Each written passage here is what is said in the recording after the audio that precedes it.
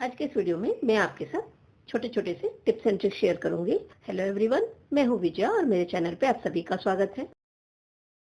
आज की जो मेरी फर्स्ट टिप है वो करी पत्ता से रिलेटेड है। अक्सर गर्मियों में करी पत्ता जो है वो मिलना काफी कम हो जाता है। तो उस कंडीशन में जब भी आपको करी पत्ता मिले तो आप उसको क्या करिए, इस तरह से पहले अच्छे से उसको वॉश कर लेना है। वॉश करने के बाद एक आध जो पत्तियां इस तरह से खराब है, मैं पास से आपको दिखा रही हूँ, इस तरह से एक आध पत्तियां जो है वो अगर खराब है तो उनको निकाल दीजिए।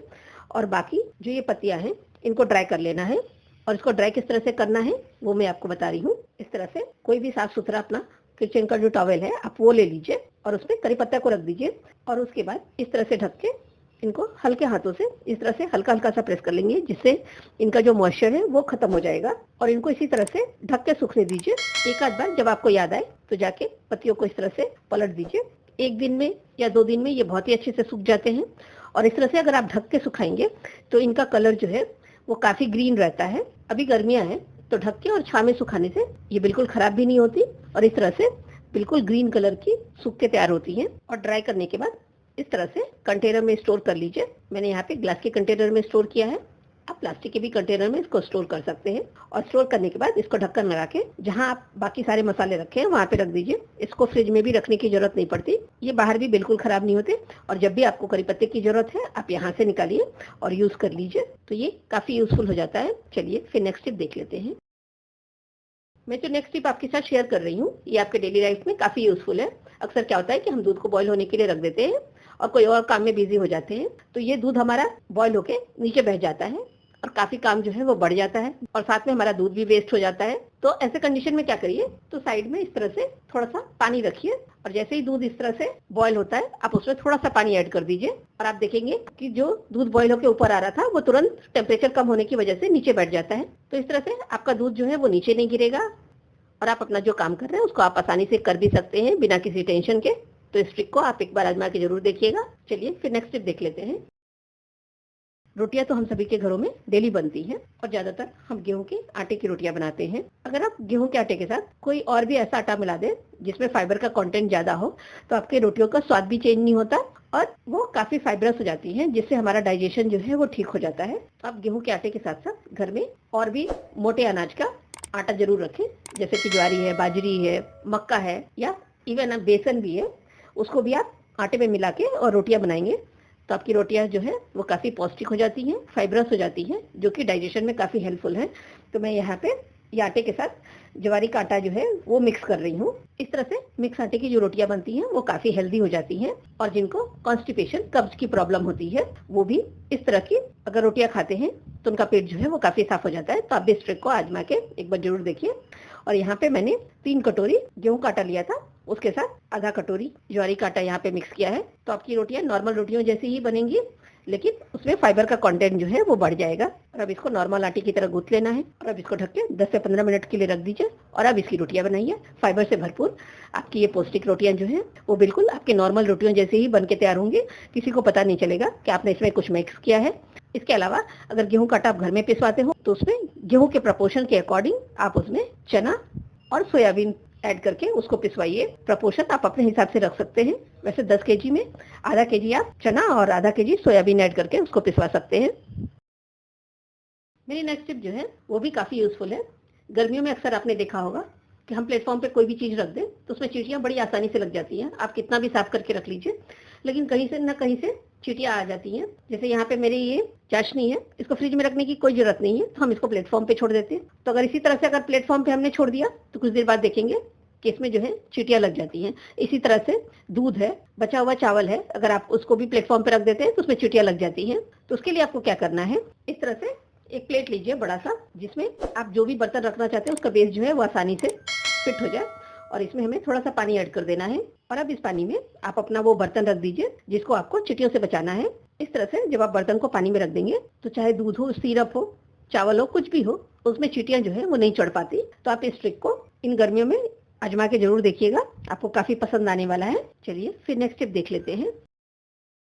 मेरी जो नेक्स्ट टिप है वो गोभी से रिलेटेड है। कभी कभी क्या होता है कि गोभियों में छोटे छोटे से कीड़े रहते हैं जो बाहर से तो दिखाई नहीं पड़ते लेकिन वो अंदर की तरफ प्रेजेंट रहते हैं। तो उसके लिए हम लोग गोभी को गर्म पानी से वॉश करते हैं। तो आज मैं आपके साथ एक ऐसी ट्रिक शेयर कर रही हूँ जिसको करने के बाद आपके गोभी में जो एक अजीब सी स्मेल आती है वो भी नहीं आएगी।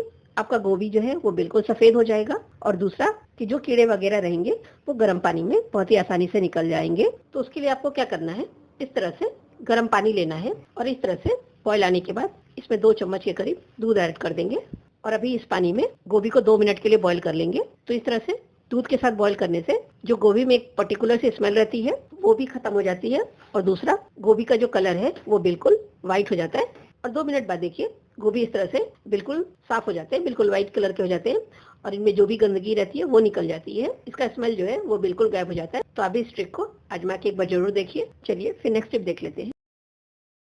मेरी नेक्स्ट टिप जो है वो नारियल को स्टोर करने से रिलेटेड है। अगर आपके पास ज़्यादा अमाउंट में नारियल आ गया है या वैसे भी हमको नारियल की हमेशा ज़रूरत पड़ती है तो थोड़ा सा नारियल हम फ्रिज में स्टोर करके रख लेते हैं। तो उससे क्या होता है कि नारियल जो है वो 1-2 दिन के बाद इस तरह से चिपचिपे हो जाते हैं। तो अगर आपको नारियल को स्टोर करना है तो उसके लिए क्या करिए कि इस तरह से किसी भी बर्तन में आप नारियल को रख लीजिए और फिर उसमें पानी ऐड कर दीजिए। पानी इतना ऐड करना है कि जिससे नारियल जो है वो अच्छी तरह से इसमें डिप हो जाए। अगर इस तरह से एक बार में पानी जो है वो थोड़ा सा गंदा होता है तो इस पानी को आपको वॉश कर लेना है और इस तरह से फ्रेश पानी में नारियल को रख दीजिए और ऊपर से आप ढक्कन लगा दीजिए। तो इस तरह से नारियल जो है हफ्ते 10 दिन तक बिल्कुल खराब नहीं होते। और अगर नारियल को 2 से 3 महीने के लिए स्टोर करना है तो उसके लिए आप नारियल को वॉश कर लीजिए और उसको कपड़े से सुखा लीजिए और सुखाने के बाद नारियल को जिपलॉक पाउच में डाल देंगे और अब इसमें से जितनी ज्यादा एयर आप हो सकता है उतना एयर जो है वो आप बाहर निकाल दीजिए और अब इस नारियल को फ्रीजर में स्टोर कर लीजिए।